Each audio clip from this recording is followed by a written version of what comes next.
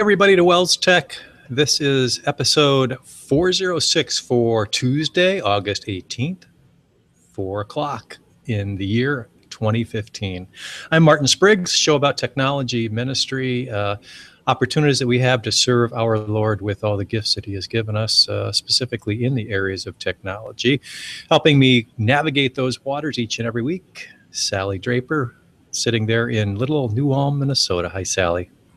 Sitting there in the waters of New Ulm, Minnesota. We've got rainy weather and 62 for a high today. How's that for August 18th? Kind of crazy. Wow. Yeah. You look bright and shiny today, smiling. Must have had a good day. Had a very good day. Lots of meetings under my belt, and is that how very you define excited. A good day? Yeah, maybe not the same definition as other folks, but the best meeting, the one with our WELSTech audience, was what kept me going throughout the day. Really looking forward to today's topic. It's part of our Imagine This series. We're up to image editing, one of my favorite things to do. So just a little bit of review. We started this series talking about stock photography. So those images out there that have already been taken by other people. Lots of good stuff out there at reasonable prices, some free, some not, but some good resources. And then last week, we talked about taking your own photographs. We talked about different camera types, mobile phones, DSLRs, point and shoots, some of the tips and tricks to get the most out of those tools. And now we've come to a point where we've got the photos, whether they be stock or otherwise, I suppose, mostly those that you take on your own, but you want to do something with them. They need to be tweaked. They need to be resized, or they need to be skinnied down to fit on the web, or you want to put them in some other format. And there are many, many tools that will enable that. And that's what we're going to talk about today, that image editing. Absolutely, Martin. And before we jump into the tools of the trade, I think there are some real foundational kind of things that we need to share. Information about image resolution, kind of demystifying some thoughts about image resolutions, and then also information about the building blocks of images, those individual little tiny pixels that have colors associated with them. And we want to talk about those color codes and how you can, figure all of that kind of stuff out. So right. The things that actually make up a picture, that's what our eyes perceive, all those little dots put together. So what do we mean when we say resolution, Sally? Well, I think the core term that we want to bring into people's knowledge base is dots per inch or points per inch, where we're talking about how many of those little individual dots make up 1 inch of space. And to do that, I actually found not one, but 3 different tutorials from this website, photoshopessentials.com. So we're going to have links in the show notes that are going to talk about image resolution and pixel dimensions, document size, print quality as it relates to image resolution, and then finally the 72 points per inch web resolution myth, where it talks about screens and how wide they are and how many pixels they can display at their optimum display settings, and how that relates to points per inch or dots per inch of color that fits into those little inches on your screen. Right. And with all the tools and things that have been put in place to help us with that stuff, to make it easier, the different screen sizes, the different screen resolutions has actually made it more difficult. That's why we have articles like this that we'll put in the show notes, where it always used to be, well, if you size it to 72 points per inch, you should be okay. That's as big as you need to go for web-ready images. But now you throw in things with retina, what Apple calls retina resolution. So computer screens or iPhone screens or iPad screens that are retina resolution, or even higher in some other devices. Some of that 72 dots per inch can look really cruddy. So there's some considerations that you got to get a little bit smarter about some of the math that goes in behind some of these images that you're trying to resize. So do some reading, get a little bit smarter, and just make sure that you're testing your images on different devices. So just because it looks good on your screen does not mean that it'll look good on somebody else's screen. So you want to at least test around and make sure that you're getting the results that you think you're getting. Hey, Martin, here's a little trick for our listeners. I'm guessing maybe we've gone over this before, but an easy way to do that device testing in Google Chrome browser is to open up the developers tools, which are under your more tools menu. And there, the second icon in developers tool actually turns on this mobile view that's over here on the side. Let's see if I can move this down and make it skinnier. And what I can do is actually select a different model. For instance, if I want to see what this site looks like on an iPhone 6, I can do that. And it'll give me the ability to switch portrait to landscape if I click the right button. So you can get a feel, and they have just tons of models listed here for all different devices. So in particular, mobile devices, if you're trying to get a feel for how your imagery looks on those, you might want to take advantage of the developer tools available through Chrome. And other browsers have similar built-in tool sets as well. Yeah, it's very easy to see how your text flows and where the image would sit and how big it is in comparison to your text. You won't get true, actual. It's not like they've plugged in a hardware device into your computer screen, but you're going to get a pretty good approximation of how it's going to look, because the real thing is still may look a little bit different depending on the resolution and the device itself. But that's a must when you're trying to figure out how that screen's going to look and on different device sizes, because a lot of people are viewing your device or viewing your image or viewing your web page on smaller and smaller screens. You have to be reticent that that's happening. Absolutely. And you made me smile, Martin, right off the bat, because you talked about math. And I just love the mathematical components of image editing. And the next thing that we want to touch on, that those HTML codes or hex codes that represent colors, right, also have a little math bent to them. So just to kind of back away from the web or whatever, we all probably are aware that colors are made up of three components. Oftentimes it's referred to the RGB or red, green, blue combination that makes up a particular color. And so if you ratchet up or down any of those three colors, red, green, and blue, you're going to get different colors on the color spectrum.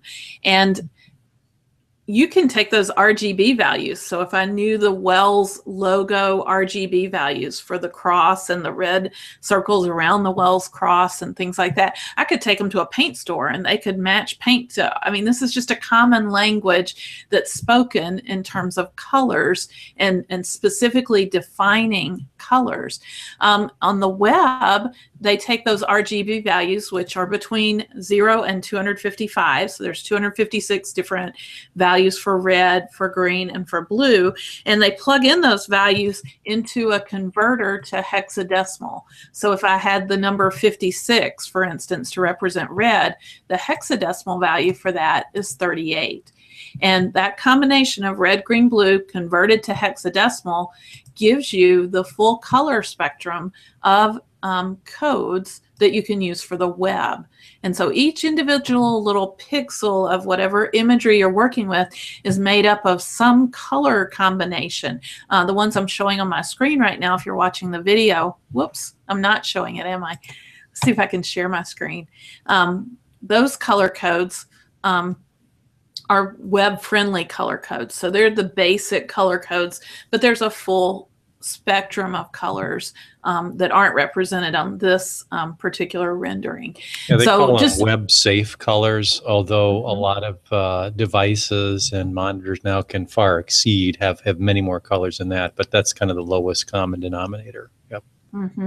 And so if your church logo or school logo, for instance, has a color of blue similar to one that I'm seeing on the screen, I can pick up that hex code 3399FF, and I can use it in a lot of different ways. I'll demonstrate in a few minutes how you can use it in an image editor.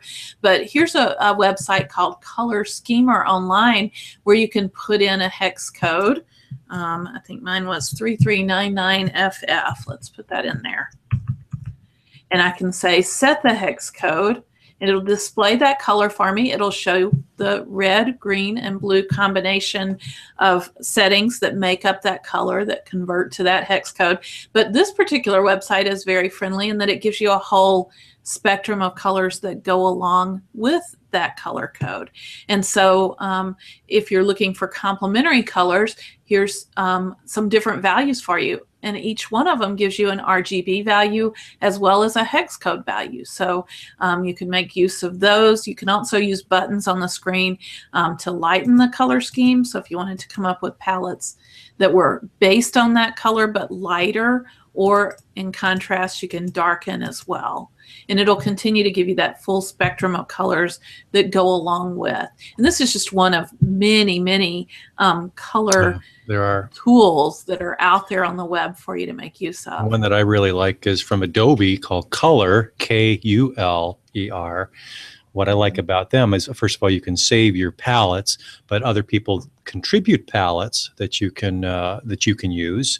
You can also create palettes based on different formulas, and you can also even upload a logo, and it'll examine the logo, it'll analyze the logo colors, and then suggest different color palettes based on your logo. So great tool for a webmaster anybody managing the web experience or anything else having to do with color to say, well, what are complementary colors, or what colors would go with our particular color scheme? So, and Martin, just to kind of wrap up discussions of resolutions and color schemes, I had a couple of Google Chrome extensions that I make use of quite often. They're showing up here on my Google Chrome browser bar. The first one is called Page Ruler. We'll have a link to it in the show notes. When I click on that, my cursor changes to crosshairs, and I can measure things on my screen to determine the pixel dimensions.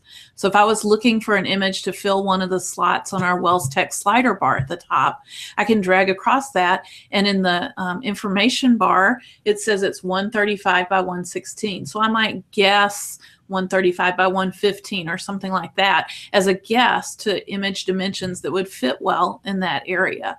And when I'm done with the page ruler, I can just click the icon to turn it off again. So that's a way to come up with the number of pixels you need for a particular area on your screen. I also have one called Eyedropper. And when I turn on the Eyedropper Chrome extension, I can choose the button that says pick a color from the web. So I can move my mouse around the web screen that's displayed, and as I hover over things, you might be able to see that a little box is displaying what colors they are. So if I wanted to match nicely the background color behind Lee Hitter's picture here, I can click on that and then check out my eyedropper, and it actually picked up that particular color. It gives me the hex code and the RGB code for that color. So I have a lot of information about anything that's displayed on my screen in the browser using that eyedropper plugin. And then lastly, I want to tell you about a Chrome extension that exists, and it's kind of hidden away. It doesn't show up on my bar like the others normally do, but it's in my right-click menu. So if I look at an image on the web and I right-click on it, in my right-click menu, I have a Chrome extension called Palette for Chrome. I'm guessing you can't see that because it kind of went off my screen a little. But I'm going to click on Palette for Chrome, and it's going to take the particular image. I can choose what kind of color palette size I want. It'll take the particular image, analyze it, and give me a palette of colors that match that image. So similar to what you were describing with color from Adobe, Martin, in that you can upload an image and get a palette of colors from it. This one actually analyzes the image, picks up individual colors that are part of the image, and gives you RGB and hex code values for colors that match that imagery. So those are 3 extensions that I find super helpful as I'm working with image dimensions and with color codes. Nice. All tools that are really useful for the webmaster trying to coordinate some kind of scheme that's going to make sense, into which you may want to put these images that you found, and you want them obviously to go together so that they have a pleasing effect on the viewers. Sally, those are great tools to talk about color, but there are some serious challenges sometimes when you're trying to take an existing image and do stuff with it. There are some high-end tools like Photoshop and those kinds of things. Can be very expensive. But one that you recommend is the right price and very, very powerful for somebody just looking to do some either basic or maybe even not so basic image editing or photo editing. What is that tool?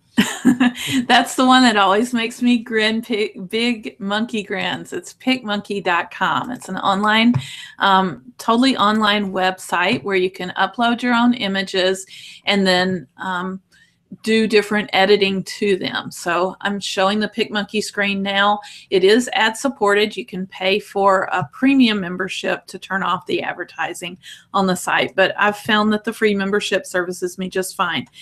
It's controlled by a series of menus that are represented in the left sidebar. So your main menu options are actually these icons that run down the left. And the first one's just basic edits, and then you can get into some more advanced things, touch-ups, adding text, doing various overlays and frames, that kind of thing. So as you click on the individual things that are in the far left sidebar, the next level of menu options expands to show you different things you can do in that particular area. At a basic level, you can do things like crop your photo. So when you click on crop, you can drag and decide what part of your image. It shows it as an overlay so you can get an idea of what your image is going to look like. You can also constrain it to certain proportions. So if you're looking for a square image, for instance, you could choose that. Or if you're looking for something that's 3x5 or whatever it may be, you can choose to constrain it to certain dimensions and things. Or you can simply, knowing the pixel dimensions that you want to fill in your the area of your website or whatever it may be, you could just type in specific dimensions. So if you wanted it to be 200 by 400 or something like that, you could just type in those particular dimensions and crop off a section of the image based on those. Lots of options here.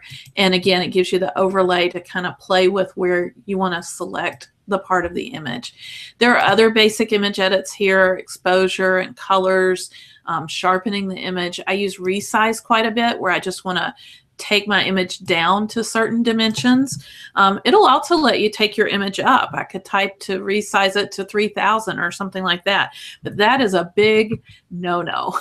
Please don't resize your image larger than the initial image proportions, because your image will become very distorted if you do that. You can always resize smaller, but you don't want to go bigger with your image resizing. Once you're happy with the changes that are being applied to your image, you can click apply and those changes will be applied. The big lesson is you're working in the cloud. So you start by uploading an image or grabbing an image from one of your web storage locations. And then when you're done, you have to make sure you go to save. And on the save screen, you can choose image quality. They have some fun monkey names to represent different image quality. You can get more information about that. You can choose image format. They do allow you to choose between JPEG or PNG format.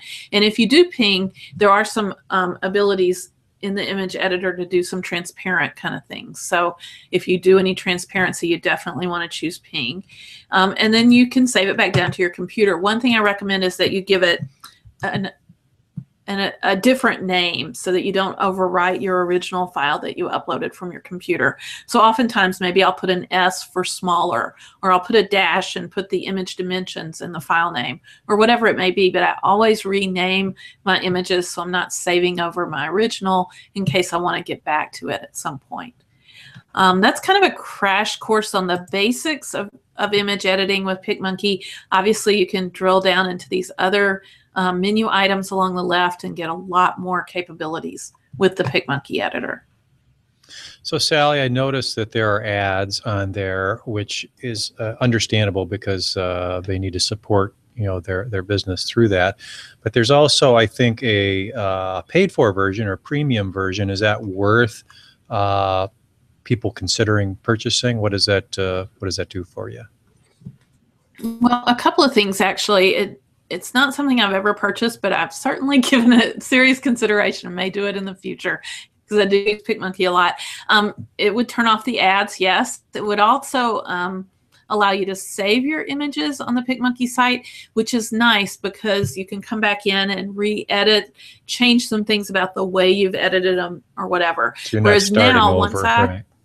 Right. If I were to close my browser, I wouldn't be able to get back to this point in time unless I completely recreated all the steps that I did to that original image. That's nice if you're doing like text overlay and you decide, or you realize you misspelled something, or you decide to change the text that you want. You'd have to pretty much start all the way over if you don't have the premium account. So there are some advantages there. Okay, cool. I wanted to talk about a couple other alternatives, one free and one not free. And I've recommended this in the past. And this would be maybe for our more serious photographers who are looking for a way both to manage their photos, but also to do some photo editing, and also to have some options with their mobile devices. That's becoming more and more a thing where you're both taking photos on your mobile device, but also you want to do some editing on those devices. So one of those is Lightroom, and I've talked about this in the past. You can get Lightroom for about $10 a month. So there's a subscription service, and not only do you get Lightroom, you get Photoshop as well. They call it the photographer's package. And Lightroom and Photoshop together are extremely, extremely powerful, and you can do a lot of things with the package itself. But what that also enables you to do is to download a mobile app. And I just wanted to show that on, let me stop sharing my screen here and go back to, I want to show my phone screen so I can show this mobile app. So let's do that. Hopefully this works. We've had mixed results with this in the past. So I'm seeing it. Looks okay, good. Awesome. So here's my iPhone, and on screen here I've got number of things that are related to photography here, and the one I want to open is Lightroom. So when I open up Lightroom, they gather collections, and one of the challenges that I've had with taking mobile photography is getting it off my phone.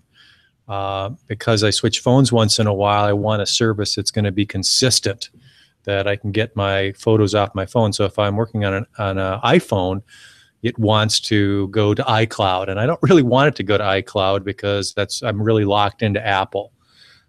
Even if I just use the iPhone all the time, I don't think I'd be that comfortable with it. So I want something that's going to take whatever I take, whatever pictures I take, and put it in a place where I can use it. And I use Lightroom, so I'd like to get stuff into Lightroom eventually. So this app allows me to do that. So any picture I take goes into this app. So I've allowed the app to grab anything that comes into my camera roll, and it comes into this collection.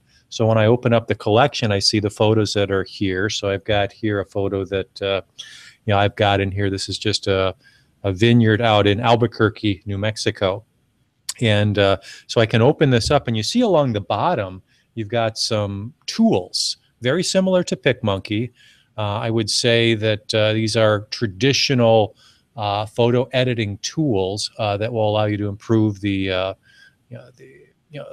appearance of a picture, maybe crop it, those kinds of things. You've got some presets in here. So if I open this up, you can look at some of the presets that are available. Maybe I want to apply some kind of effect. So if I want a vignette, so blur the edges a little bit or darken the edges. Let's say I would pick a little bit of a vignette. You see how it darkened the edges around the image. Then if I wanted to maybe give it a little bit more clarity, I can add that. You can always reset this or even go back to the way it was imported as well. If I wanted to crop this at all, I could do that. If I wanted to make it a black and white photo, I could do that as well. And all the time, this is what they call non-destructive, so I can always go back. So there's an easy way to get to a point where before you started all of what you're doing. And you have all the other adjustment tools that you maybe would come to know with a tool like PicMonkey. You can change the temperature, you can change the tint, the white balance, those kinds of things. We've all had trouble with white balance, I think, in our photos. So if you're taking pictures in a gym, you get those fluorescent lights. You want to change that, and hopefully you can get that to a more pleasant looking experience, a more pleasant lighting experience. All these things come with this app, and I found that almost everything that I can do on the computer I can do within this Lightroom app. So just kind of a neat tool that comes along for the ride. And then it syncs it to your Creative Cloud account. And even in my case, it syncs it down to my computer. So I've got an immediate backup. I can see the edits. So if I don't want to take my computer along on vacation or whatever, and I'm taking pictures with my iPhone or whatever, or my Android phone that's got the same app is on there as well, I can be assured that when I turn my computer on at home, they'll all come downloaded, and all the adjustments that I made on the road are coming along for the ride. So just a nice little tool. Very good. Go ahead. You got something else to show? I'm going to interject while you're getting ready for that next thing. I've got one more thing to show you about PicMonkey that kind of ties back to our earlier discussion about HTML codes or hex codes and RGB values, that kind of thing. I uploaded the picture of Lee Hitter that I was looking at earlier, where I'd picked up a color, and I actually have a little eyedropper here. I could pick up a color as well, but I also have the ability to put in a hexadecimal code value, which I looked up for my eyedropper tool, the value of the code I had picked up, and there it applies that color to the frame of this picture that I have here. So nice. Knowing those hex values allows you to manipulate your images, and that's something that your image software, be it PicMonkey or Lightroom or whatever, very often will have ways to use those particular color codes in the process. Very nice. Very nice. Wanted to show you a free tool. And a lot of you, I'm sure, are familiar with the Google tools, and Google Photos is something that just came out a number of months, 2-3 months ago. You get a pretty good amount of storage. In fact, I believe it's unlimited amount of storage if you allow Google to kind of reduce the quality or file size of your images, not to a point where they're going to degrade, but just so that they can manage the storage. So I've opened up one of those photos. This is a picture of my daughter that I took for senior picture, so it's a little bit old at this point. But when you open up every photo in Google Photos, you have a number of options. Of course, you can share it, you can zoom in, you can see information, you can delete it, but this little pencil icon allows you to open up some editing tools. And right away you see that you can adjust your exposure, play with the temperature. They've got some automated tools, so if you want to give it a little bit more pop, they call it.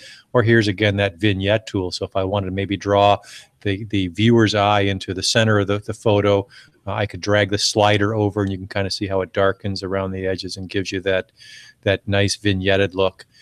You can also go to the next area, next set of options, and pick all kinds of filters, almost like Instagram, right? And then, of course, you can use the crop tool if you want to get rid of some of the edges or crop out something. It gives you that rule of thirds grid, and then you can hit the checkbox, and you're done. You can always reset this as well and go back to where you were. So just some nice built-in tools. It also gives you a compare tool, so you can see where you started and where you are now, just to make sure that you're happy with the progress that you've made. And so you get a little sense for what reality was versus where you are today, so it doesn't look too surreal. So these are all tools that are built into Google Photos. They've done just a nice job of doing that. And again, I think these are non-destructive, meaning you always have the original in the background. You can make these edits to the original, but you can also go back to the original if you ever would want to. So just a couple of really nice things that Google has done there. So, Martin, if you follow me on Instagram or Facebook or wherever, you know I'm all about things looking too surreal. Is there a problem with that? I kind of enjoy that too, but Yeah, just kidding. Anyway, you mentioned mobile things, and we're going to have a link to share in the show notes to an article with the 10 best iPhone and iPad photo editing apps. The one that I use most often is called Photogene. It made the list, but there's a whole bunch of them out there, and lots of good things about each one. So check that out if you're in the market for a mobile image editing app. We probably would be remiss if we didn't mention that you can also take screen captures, and we have talked before on the show about Snagit, which is a tool from TechSmith. Really great for taking screen captures and then annotating those, adding, arrows and numbering and all kinds of effects to your photos or screen captures, as it were. Windows has a free tool. I thought I had it up here, but I guess I must have closed it, called the snipping tool. And you can do similar things with that free tool if you're using the Windows operating system. I'm guessing maybe Mac has something like the snipping tool as well. Yep, that's a grab tool. So. Mm-hmm. Very good. So we probably ought to wrap up this section of the show on image editing. Suffice it to say, there are just a ton of options out there, both for desktop computers, laptops, and now mobile devices that allow you to both take those photos and improve them, crop them, mold them to your purposes. So it's becoming easier and easier. It's not as challenging as it once was, and just take a look at the show notes for all the other options that are out there as well. Sally, we should probably tease next week's show in this series, because we're going to kind of take this to the next step, right? That's right, Martin. We've got basic image editing covered, but we also maybe want to do some more fancy things, do a little bit more with our images, perhaps adding text overlays, collages. Infographics are very popular nowadays. So kind of the desktop publisher side of things, but you don't need a desktop anymore. You can do it all in the cloud, and we have some really cool cloud tools to share in that regard. Very nice. I'm looking forward to it. Mm-hmm. Let's move on to the next segment of the show, and that, as many of you know, is our picks of the week. Ladies first. So last week I was traveling. I had the opportunity to connect with my photographer sister. I have one sister in particular that's very gifted with her camera, and often uses her cell phone as well, because that's the camera that's with you all the time. And she's discovered an app that will allow you to get free prints, and it's titled Free Prints. Wow. That's correct. And so the way it works is it connects with your different photo locations. And let's see if I can just show you a screenshot. Like Instagram, that kind of stuff. It'll take absolutely those apps. So it has a pretty butterfly icon. It's available for Android, for Windows, and for iOS. And they give you a little rundown as you load the app for the first time. You can get up to 85 4x6 prints per month for free. So you pay the shipping, but that's it. And it keeps up with how many you've printed so far. It's your photos. And they actually even get you started off with free shipping for your first order of 10 prints. So you can try it for 10 prints absolutely free if you do it within the first 48 hours. And you can recruit your friends. They give you a little code. If you share that, you can up your monthly limit from 85 to up to 101 images per month for free. It will allow you to connect to different areas. So certainly your camera phone, your phone on your smartphone, your camera on your smartphone is what I was trying to say. Your Facebook account, your Instagram account, it connects to your Dropbox, your Google Photos, your Google Drive, Flickr account, OneDrive, and Amazon. So lots of options there with connecting. I connected it to my Instagram account, and I checked some square photos that I wanted to have printed. They will print the square format, 5 by 5 inch square prints, but there is an additional fee of 49 cents each. I'm not quite sure why it's less print paper, but whatever, they're special, so they're Style, charging right, extra. right. Mhm. So if it's something other than 4x6, there is an extra fee, but they'll also print up to 20 by 30 inches. So you can get a poster size even of your photos if that's your desire. And again, you pay a little extra fee, but then you just pay for shipping generally if they're 4x6 prints. You get to the end, it shows you a tally of how much it's going to cost, and you put in your information. If you pay $1, you can expedite your shipping for $1, regardless of your order size. You get a confirmation, and then it shows you that you can earn bonus prints by sharing an invitation code. So that's a little peek at what the app looks like. And I haven't personally received prints from it yet. I've ordered prints. My sister ordered, and she said it told her 5 to 13 days, which is what it said on the screen there. And she got her prints in about 3 days. So she was really pleased with the turnaround time and the quality of the print. It was on good print paper. It wasn't cheap or thin or flimsy or anything Off of like somebody's that. inkjet, in Exactly. the back office, right? Yeah, Okay. exactly. So I think they've done a good job with it. I'm not sure how many of you out there actually print photos anymore. I know we've had debates about print versus digital in other areas. Martin, do you print photos usually? Some that I would put on the wall. I Okay. don't print them and put them in an album, although I've thought about doing some print books. With Lightroom, you can build a book. I know with Apple tools you can do that, kind of like Lippert coffee too. book, coffee table books, that kind of stuff. It's interesting. I was listening to a podcast the other day. They were debating this exact thing, and they were a little bit afraid of what's happening to our photos. And there have been some serious essays written about, a generation from now, are they going to have access to the photos that we're taking as hard drives change and as technologies change? There's already content that we can't access from 15, 20 years ago because of the media that it's on. We don't have devices that read it anymore. Some of us have albums that we can't play anymore. Is our photos going to do the same thing? And so are we losing part of our history? So they were suggesting still print. Because that's gonna hang around. I think all of us have albums that maybe our moms or grandmoms put together, of us as kids or whatever, and sometimes it's neat just to crack those open and page through them. So, I don't treat these the same as I do. Kind of books. I don't think I approach it the same way. I think there's some value in printing these out, and I think there's also value in taking the old stuff that you only have prints of and digitizing, because that's again another backup, and you can index and you can enjoy them in different ways. But I've got a whole drawer, that kind of stuff that I've been meaning to digitize. But no, I think there's value in this, and this sounds like a great deal to me.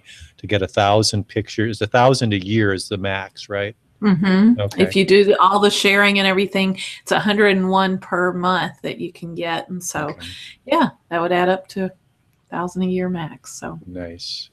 Good pick. My pick is obviously also photo related. Let me do a quick screen share. And I think I've maybe talked about this in the past. It's a little piece of camera gear that maybe everybody should think about having. It's by a company called Joby, Joby. So you go to joby.com, and they make something called Gorilla Pods. And Gorilla Pods are these flexible camera tripods. Most cameras have the same mount, a little screw on the bottom that will fit many of these, but they also have different things for different types of cameras, even smartphones. So if you have a smartphone, they have all kinds of things that'll hold that phone with some kind of grip, some kind of vise that won't damage your phone. But then that grip is attached to this three-legged. It's hard to explain. Maybe an articulating three legs that aren't just straight, but you can bend them, almost like pipe cleaner, except industrial strength. And you can wrap them around railings or any a pole, and it just steadies the shooting device, whether that's a smartphone or a point and shoot or a big DSLR type of camera. You have to obviously get the right kind of GorillaPod for whatever you're trying to put on it. But they show some, huge cameras on some of these that, and obviously they get bigger as they go along. I've got the one that's for just the regular SLR, and they've even come away since I purchased mine where you can swivel the head, that the camera sits on. But this is great for people who need to have a very steady shot. I can think of maybe people wanting to record Bible class or something like that, where rather than hand holding it, you can put this on this GorillaPod, clamp it to a chair, and just let it go. Time-lapse photography you could use this for. Selfies, or trying to prop up your iPhone or whatever, and you want to take a group shot.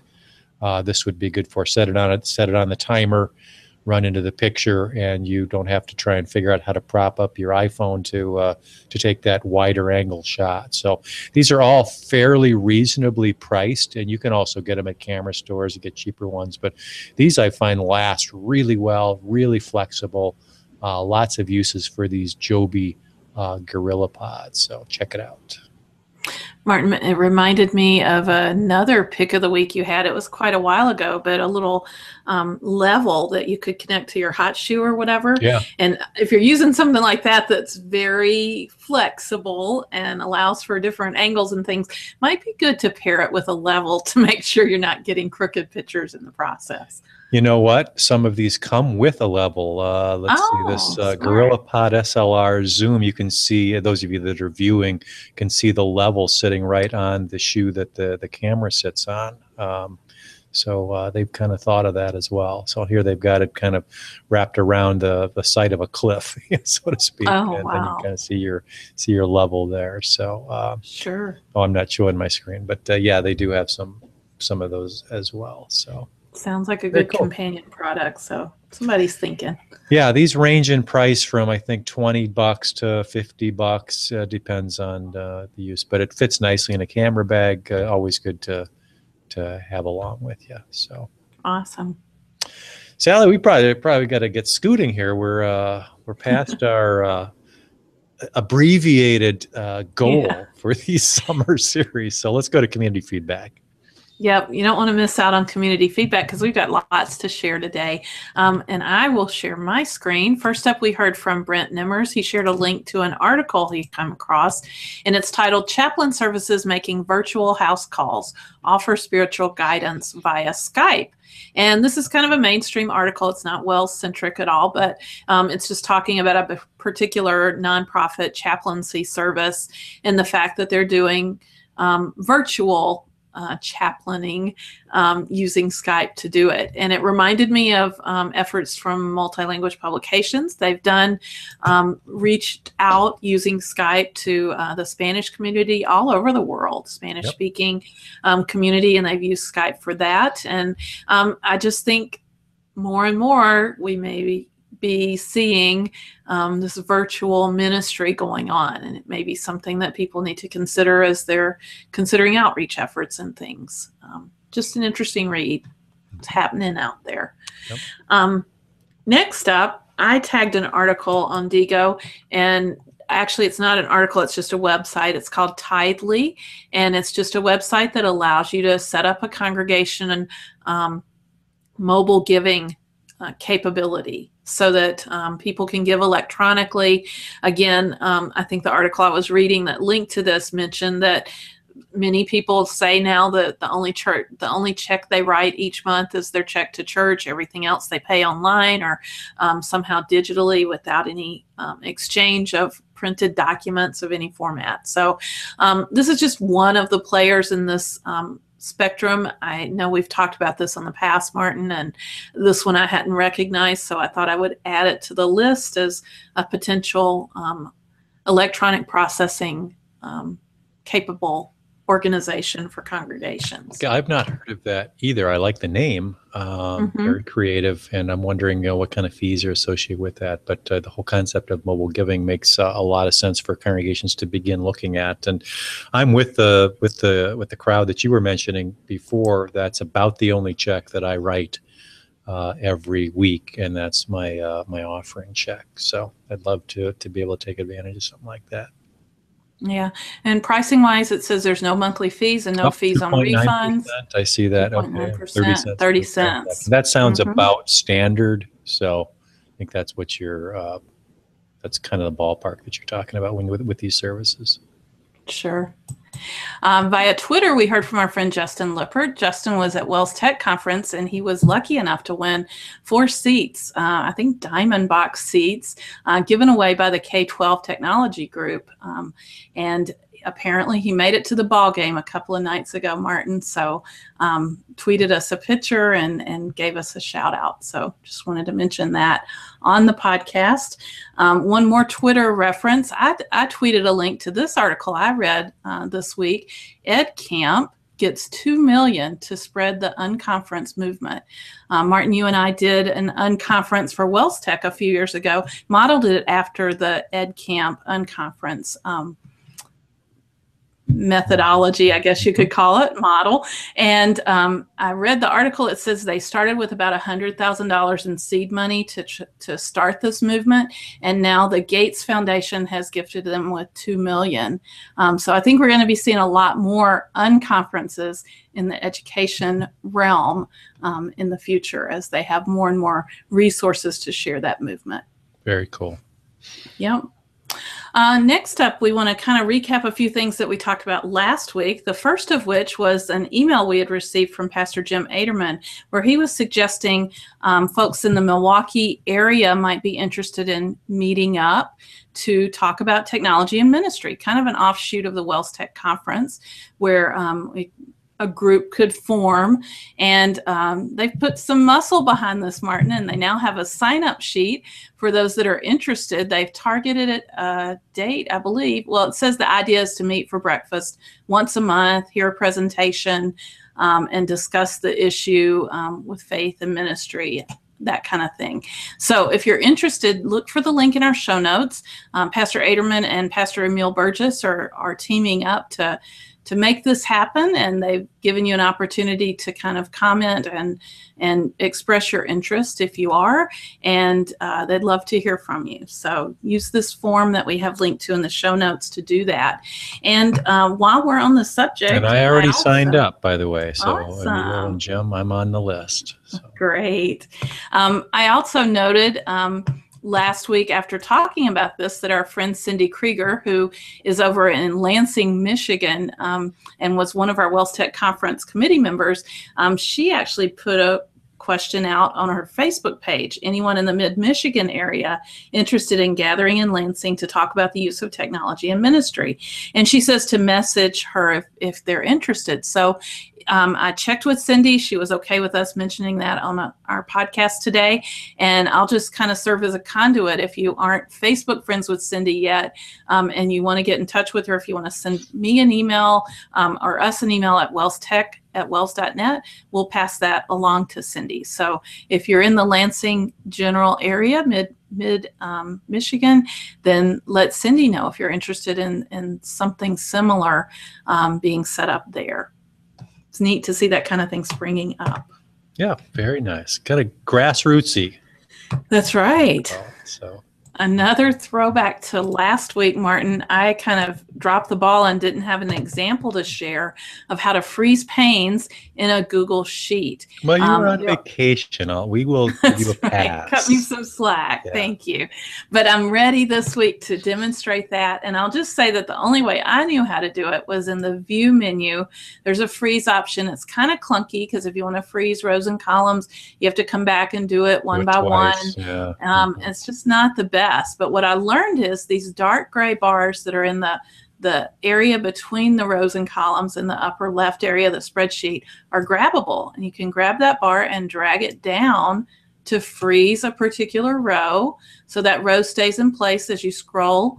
And you can grab the one The vertical one. Upper area, there you go, vertical, and drag it across and freeze one or more columns wherever you want it to land. And then as you scroll across right to left, those columns will remain in view as well. So does that stick from session to session? So once you set it, it always is? Oh, cool. Yep, and you can just drag it right back up if you want to get rid of it. So that's a lot easier than using the menu. Google Sheets is growing up. For sure. For sure. All right, Martin, last on my list and is a reminder about our announcement we made last week, our WELSTech Photo Challenge. Kicked it off last week. We've set up a Flickr group to share images which are donated through the Photo Challenge as public domain images, so they can be used by churches and schools in whatever way they deem appropriate. And we are going to issue a challenge for each month. This month our challenge was outdoors and stained glass, and you can see that we've already gotten some donations to the photo pool. All you have to do is go to welstech.wels.net/photo challenge. We have a little form for you to fill out there, and you can upload your images right there on the form. And I just want to do a special shout out to Pastor Emil Burgess. He was the very first person to donate, as well as Anona Boyd. That happens to be my talented photographer sister, Naomi Green, and Megan Grunke. And we thank you, all four of you, for breaking the ice and getting our photo challenge off to such a great start. We're looking forward to lots of photos in our photo pool over the coming year, as each month we announce new challenges for the group. So this week, or this month, it is stained glass or outdoors. So what we'd like you to do is take your camera and go take those pictures, and then be willing to contribute to the challenge. We are doing some giveaways. So anybody who submits any kind of photo at the end of our cycle here, which will be in 11 months now, 12 months, or whenever we're done, they will get a chance to win. I forget what it is. We don't even have the prizes here, do we? Some kind of gizmo from Photo Jojo. Is that right? Correct. That you can attach to your smartphone. Mm-hmm. And anybody that submits every month would be eligible for even a nicer prize that is in a similar nature, but kind of the next step up to that for smartphone photography. So thank you very much for sharing that. That's awesome. Yep. Sally, while you're talking about that's going to do it next week, we are happy that we have people contributing to the show, but we'd always like more.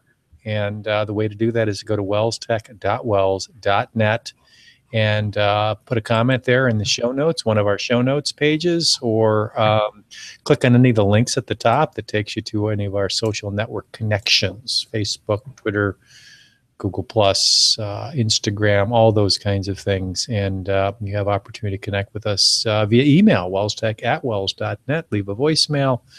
Again, no shortage of channels in which to communicate to the show. And we'll share your stuff. And that would be great, because we're looking for intersections wherever we can find them. Absolutely. All right. Glad to have you back in the north of the Mason-Dixon line, Sally. Appreciate you returning home and joining the show once again, and hopefully all refreshed and relaxed. I think you brought your A game today. Thank you for that. Well, you always bring your A game, Martin. So I got a good challenge to try to keep up with you. Yeah. You lie well, but that's okay. That's part of your charm. We're going to do this all again next week with episode 407. Again, continuing our Imagine That series, and hope that you will join us. We've got a couple more weeks of that, and get out there, get your cameras going, and get ready for school. I think that's just around the corner as well. Hopefully you learned something from the show this week, and we'll come back and learn some more next week. So take care and see you next week. Bye-bye.